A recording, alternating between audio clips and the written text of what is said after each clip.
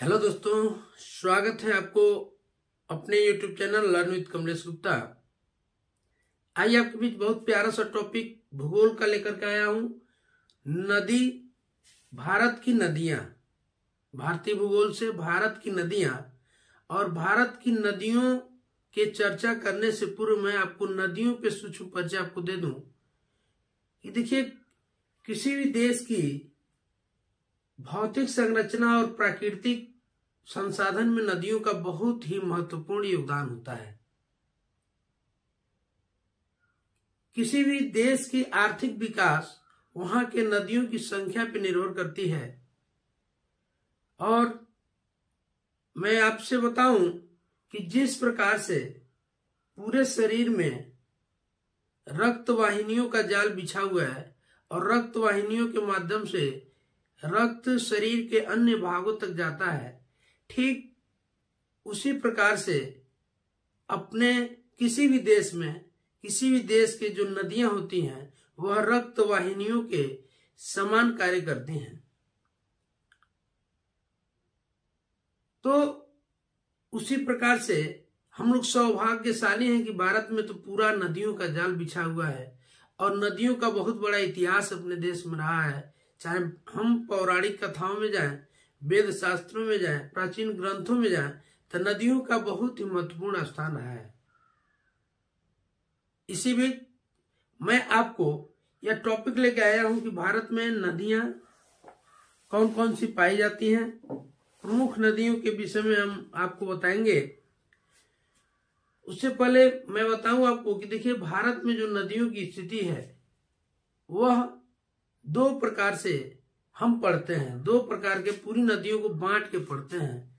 या तो हिमालयी नदी के रूप में पढ़ेंगे, या तो हिमालयी नदी के रूप में पढ़ेंगे जो इधर से आपका हिमालय के क्षेत्र से निकलती है, या तो वह प्रायद्वीपीय भारत की नदियों के विषय में हम पढ़ेंगे। ये जो दक्षिण भारत या मध्य भारत की जो नदियां हैं इनको हम प्रायद्वीपीय भारत के नदियों के तरफ से पढ़ेंगे। तो ये जो नदियां यहाँ से और ये वाले क्षेत्र से जो भी नदियां निकलती हैं इसको हम प्रायद्वीपीय नदियां कहते हैं। और जो इधर से नदियां निकलती हैं जो इधर हिमालय की तरफ से, यह इनको हम हिमालयी नदी कहते हैं। कहीं कहीं ये भी आता है कि अरब सागर की नदियां और बंगाल की खाड़ी की नदियां, यानी बंगाल की खाड़ी, अरब सागर की नदियां और बंगाल की खाड़ी की नदियां, मतलब अरब सागर में गिरने वाली नदी और बंगाल की खाड़ी में गिरने वाली नदी। तो इस प्रकार से आपको है दो प्रकार की नदियां हम बांट के, पूरे नदियों को दो हिस्सों में बांट के पढ़ेंगे। हिमालय की नदियां और प्रायद्वीपीय भारत की नदियां, या अरब सागर में गिरने वाली नदी या बंगाल की खाड़ी में गिरने वाली नदी। एक चीज और होता है, ये देखिए जो हिमालयी नदियां हैं, हिमालय से निकलने वाली नदियां हैं, यह बारहमासी नदियां कही जाती हैं या सदा नीरा नदियां कही जाती हैं। बारहमासी नदियां इसलिए कही जाती हैं क्योंकि ये जो आप देख रहे हैं ये वाला हिस्सा जो आपका हिमालय है और हिमालय के उस पर ट्रांस हिमालय, और ये जो शीर्ष है ये हमेशा बर्फ से ढका होता है और बर्फ से ढके होने के कारण जो ग्लेशियर है वो पिघलते हैं और फिर नदियों के रूप में आपके इस मैदानी क्षेत्रों में बहते हुए जाके या तो बंगाल की खाड़ी में गिर जाते हैं या अरब सागर में गिर जाते हैं। तो यह नदियां सदा नीरा हैं, बारहमासी नदियां हैं, 12 महीने बहती हैं। और ये नदियां, कई नदियां ऐसे हैं प्रायद्वीपीय भारत में कि जो नदियां सिर्फ बरसात के समय में दिखाई देती हैं और यह 12मासी कई नदियां नहीं है इसमें से। तो इस तरह से हम बांट के पढ़ते हैं। अब आइए मैं शुरू करता हूं कि देखिए, 3 नदी तंत्र के, जब हिमालयी नदी की बात आती है तो उसमें 3 नदियों का नदी तंत्र के विषय हम पढ़ते हैं। पहला हम पढ़ते हैं सिंधु नदी तंत्र, पहला पढ़ते हैं सिंधु नदी तंत्र, दूसरा पढ़ते हैं ब्रह्मपुत्र नदी तंत्र,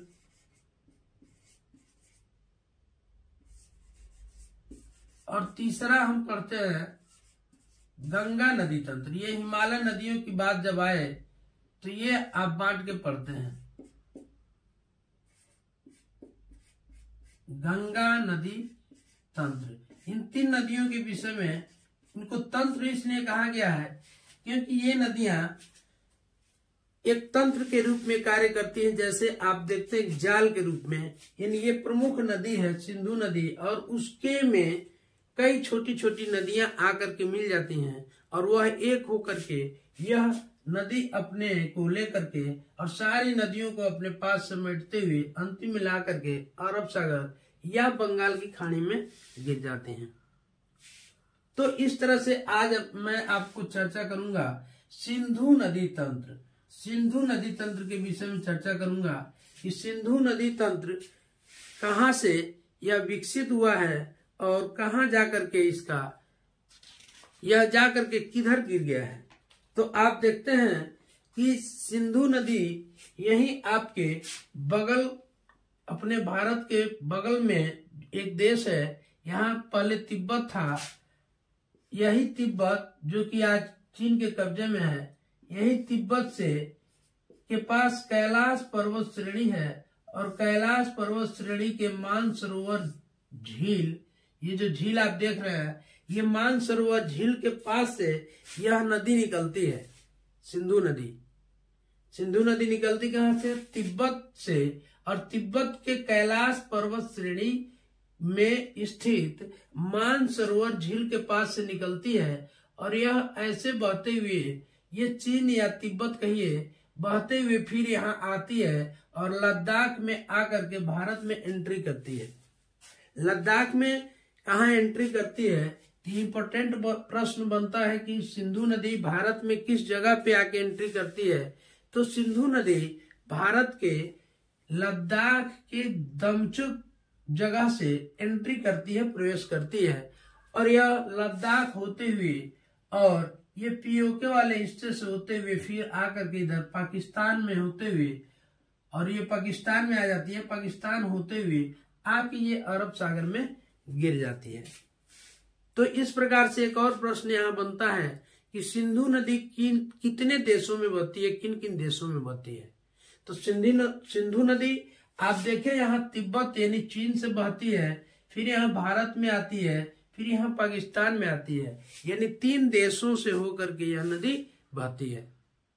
प्यारे मित्रों, इसके बाद से यह एक प्रमुख प्रश्न की यह कहाँ एंट्री करती है, तो लद्दाख के दमचुक में एंट्री करती है। और एक और इसमें इंपॉर्टेंट क्वेश्चन आता है कि सिंधु नदी के दाहिने कौन सा शहर स्थित है। तो मैं आपको बताऊं कि ये सिंधु नदी जब यहाँ से निकलती है तो इसके दाहिने साइड में ये आपका लेह है, जो कि लद्दाख की राजधानी है। अब आप देखते हैं कि यह दाहिने और बाएं, क्या नदियों में जब पढ़ेंगे तो दाएं से मिलने वाली नदी, बाएं से मिलने वाली नदी, दाएं स्थित शहर, बाएं स्थित शहर। तो इसको समझने के लिए आपको करना क्या होता है कि जिधर नदियां बह रही होती हैं उधर आप फेस करके खड़े हो जाते हैं, और फेस करके खड़ा हो जाइए, फिर दाहिना आपका दाएं हो जाएगा, बाएं आपका बायां बाएं हो जाएगा। तो अतः आप ये नदी ऐसे बह रही है तो हम इधर फेस कर लेंगे तो दाहिना ये होगा। तो यानी ये नदी ऐसे बह रही है तो इसका दायां साइड ये हो गया, दाहिने यहाँ ले है, और ये 2 श्रेणियों के बीच से बहती है। आपको याद होगा कि आपको ये यहाँ ये ट्रांस हिमालय, ये वाला हिस्सा जो है आपका ट्रांस हिमालय का हिस्सा है, हिमालय नीचे है, और ट्रांस हिमालय का ही अभी एक पर्वत श्रेणी है, कैलाश पर्वत श्रेणी, काराकोरम और लद्दाख और जास्कर, ये पर्वत श्रेणी ट्रांस हिमालय की है। और यह नदी निकलती है तो ये लद्दाख और जास्कर श्रेणी के बीच से निकलती है और ऐसे होकर के आ जाती है। अब बात करते हैं मित्रों, ये प्रमुख क्वेश्चन आपको जो बनते हैं कि सिंधु नदी के किनारे कौन सा शहर स्थित है, लेह। सिंधु नदी किन 2 पर्वत श्रेणियों के बीच से निकलती है, तो लद्दाख और जास्कर, और फिर ये है कि आपका पाकिस्तान में यहाँ आ जाती है। तो इसकी सहायक नदियों के विषय में पढ़ेंगे। प्रमुख जो सहायक नदियां हैं इसके विषय में हम पढ़ेंगे।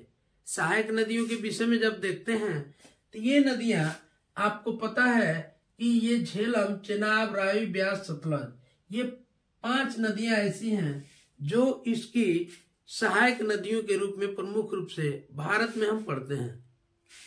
तो देखिए इधर यहाँ आपका एक नदी है झेलम। ऊपर से याद रखिएगा, ये नदियां अधिकतर कंफ्यूज कर देती हैं, याद करने में थोड़ा परेशानी हो जाता है। तो एक तरफ से देखिए ऊपर से झेलम, चिनाब, रावी, ब्यास और सतलज। ऊपर से देखिए झेलम, चिनाब, रावी, ब्यास और सतलज, ये नदियां प्रमुख नदियां हैं। ऊपर से झेलम, चिनाब, रावी, ब्यास और सतलज, ये नदियों के आप देखते हैं। और यह झेलम नदी जम्मू कश्मीर के बैरी नाग झील के पास से निकलती है। कहाँ से निकलती है? बैरी नाग झील है यहाँ पे, और इसी के पास से यह निकलती है। और यहाँ आने के बाद से ये बॉर्डर के एकदम बॉर्डर बनाती हुई फिर नीचे की तरफ आती है। और यहाँ आ करके इधर हिमाचल प्रदेश से एक जो चिनाब नदी है, यह नदी आ रही होती है और चिनाब नदी से आकर के यहाँ मिल जाती है। चिनाब नदी जो आप देखते हैं कि हिमाचल प्रदेश के बारालाचा दर्रा से निकला हुआ है। बारालाचा दर्रा है यहाँ पे, और इसी तरह से यह चिनाब नदी निकलती है और यह नदी आकर के आपका आगे बढ़ती है और इधर से झेलम आके चिनाब में मिल जाती है। तो एक और प्रश्न बनता है मित्रों कि सिंधु नदी का सबसे बड़ी सहायक नदी कौन सी है? तो यही है आपका चिनाब। चिनाब सबसे बड़ी सहायक नदी है। फिर आप आते हैं तो हिमाचल प्रदेश से एक और नदी निकलती है जो है रावी, और यह आपका निकलती है रोहतांग दर्रा से। रोहतांग दर्रा से यहाँ से निकलती है रावी और यह आगे आती है और आगे आके भी चिनाब में मिल जाती है। फिर आप देखते हैं एक और नदी जिसका नाम है ब्यास नदी, यानी ब्यास नदी हिमाचल प्रदेश से यह भी निकलती है। यह भी रोहतांग दर्रे के पास से निकलती है और यह रोहतांग दर्रे से निकलने के बाद से यह ऐसे जम्मू कश्मीर होते हुए और यहाँ पंजाब के पास आ जाती है। और इधर से एक नदी के विषय में आप पढ़ेंगे जो है सतलज, और सतलज भी निकलती है आपके यहाँ मानसरोवर झील के पास। एक राकसताल झील है, इसी झील से यह निकलती है तिब्बत में। ध्यान समझिएगा मित्रों, 3 नदियां ऐसी हैं भारत में पढ़ते हैं जिनको सिंधु, सतलज और ब्रह्मपुत्र, ये तीनों नदियां इसी तिब्बत से निकलती हैं। और यहाँ आप देखते हैं तो ये नदी यहाँ से राकसताल झील है तिब्बत मानसरोवर के पास, यहाँ से निकलती है और ऐसे होते हुए आपका यहाँ आके इंडिया में प्रवेश करती है। और फिर इंडिया में प्रवेश करने के बाद यह आगे बढ़ते हुए यहाँ पंजाब के पास आती है।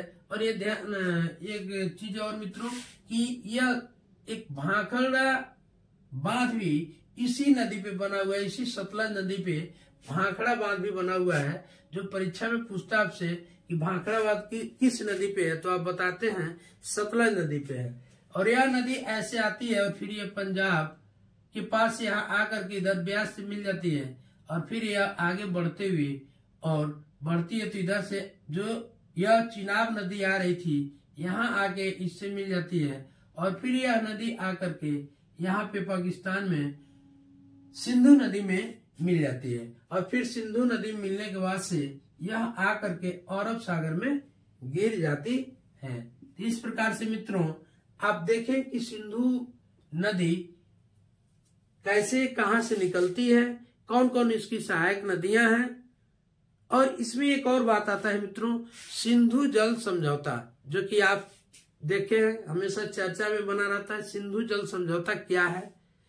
जब भारत और पाकिस्तान का बंटवारा हुआ उसके बाद से इस नदी को लेकर 3, 5, 6 नदियों को लेकर के हमेशा एक विवाद बना रहता था।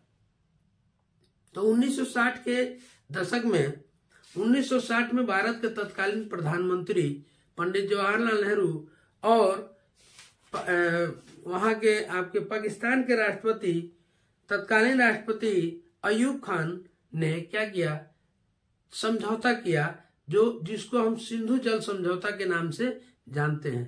और सिंधु जल समझौता के तहत हुआ क्या कि ये पाकिस्तान और भारत के बीच में नदियों का बंटवारा हुआ कि ऊपर से 3 नदियां हैं, ये हुआ कि एक देखिए सिंधु, यही है ना ऊपर सिंधु, झेलम, चिनाब, ये 3 नदियों का जल जो होगा इसका 80% जल पाकिस्तान यूज करेगा, 20% जल भारत यूज कर सकता है। ये 3 नदियों के विषय में।